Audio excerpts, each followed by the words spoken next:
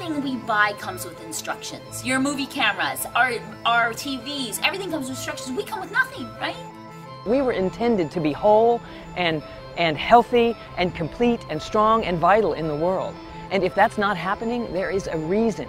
And it is actually something that we've been doing to get in the way of that naturally expressing on its own.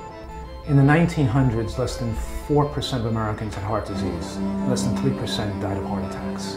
Today it's close to 35 to 40% died of heart attacks and strokes. How could it be genetic if these diseases didn't occur in human history? How could even cancer be genetics if, for example, in the Orient, areas of the world have less than 1% of them have breast cancer? They move to America, and about 15% of American women get breast cancer. These things don't just happen to you. They happen because of our choices.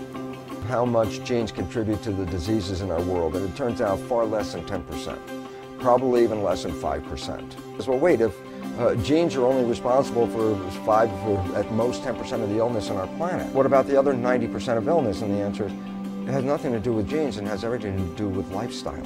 I can tell you how to get healthy in one sentence.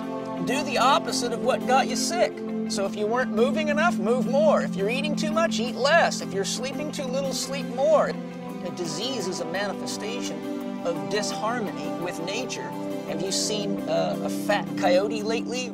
I've spent almost all my waking hours reading everything from the scientific literature on human nutrition, probably read over 20,000 medical journal articles. And the bottom line is that you don't have to have a heart attack. You don't have to have strokes. You don't have to get demented when you get older. And yes, we can even win the war against cancer. Disease is not natural. It's just not, it's normal, but it's not natural. People don't see disease as something that's a warning. They don't see that the light goes on in their car and the oil light starts flashing oil, oil, oil, and you bring it to the mechanic, and instead of putting more oil in the car, he snips the wires so you don't see it going off. We have the stiffening of the blood vessels, advancing the disease, and you bring it to the doctor, he gives us something to lower the blood pressure. Well, it disconnected your personal responsibility. People completely are disconnected from the idea that they're the cause of their own misery. They think that it's a lack of pills. We make a choice whether we're going to eat to live or we're going to live to eat. And if you choose to live to eat, and that's what I did for a huge portion of my life, you're likely to be just like everyone else. Sick, fat, on pharmaceutical drugs, and not feeling vibrant. But if you choose to eat to live, you could die young at a very old age.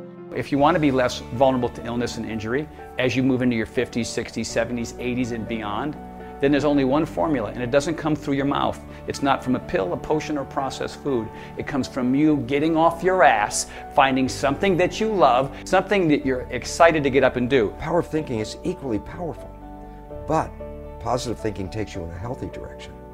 Negative thinking can actually kill you. Absolutely everything that happens in our lives has a spiritual cause. Mental, emotional, and physical events are only effects.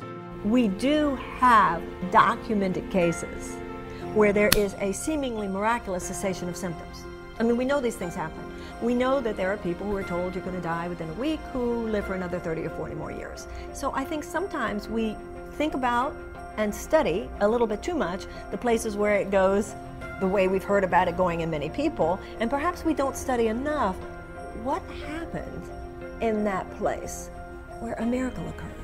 Now we're beginning to understand that our hearts literally create a signal within our bodies that communicates with our brain that either affirm our health and our healing or become the obstacle between us and our health and our healing. We've put our finger on the primary factors that create disease, but people have the right to know it.